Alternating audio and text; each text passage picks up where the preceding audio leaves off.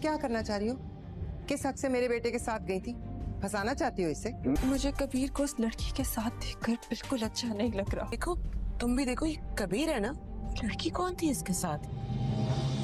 बस अब या तुम मेरी हो जाओ या फिर मुझे किसी और का हो जाने दो। मैं लेकर गया था इसे शॉपिंग कराने। कबीर, तुम कुछ नहीं जानते। मैं सिर्फ इतना जानता हूँ कि मैं कुछ भी करना चाहूँ तो मुझे यहाँ कोई रोक नहीं सकता। बेसुकूनी नहीं है, मोहब्बत की तड़प है जो तुम्हें कभी भी सुकून नहीं देगी। कह रहे हो? मिठाई खाओ। खाओ, शौक से खाओ।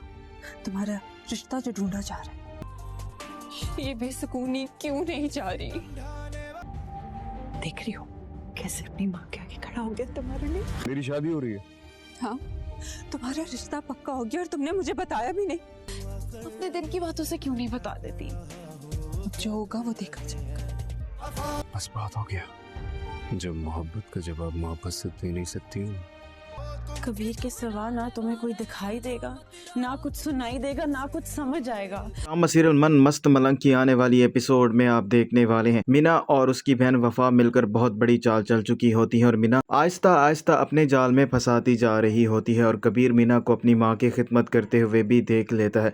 तो मीना कबीर से ये रिक्वेस्ट करती है कि वो उसे शॉपिंग पर लेकर जाए और कबीर इस बात के लिए राजी भी हो जाता है और माँ बीना को ये बात मालूम नहीं होती। कबीर मीना को शॉपिंग पर लेकर जाना कबीर का जुर्म बन जाएगा और कबीर जैसे ही मीना को शॉपिंग करवा कर वापस आ रहा होगा तो वहीं अचानक आसमा और उसकी बहन रिया भी होती हैं और आसमा देख लेती है कबीर किसी और लड़की के साथ है और वो रिया से भी कहती है वो देखो कबीर किसी और लड़की के साथ घूम रहा है। और रिया जैसे ही ये देखती है उसके पांव तले से ज़मीन निकल जाती है और उसे कबीर पर बहुत ही ज़्यादा गुस्सा आ रहा होता है और गुस्से से ज़्यादा उसे अफसोस हो रहा होता है कि कबीर उसके साथ अच्छा नहीं कर रहा।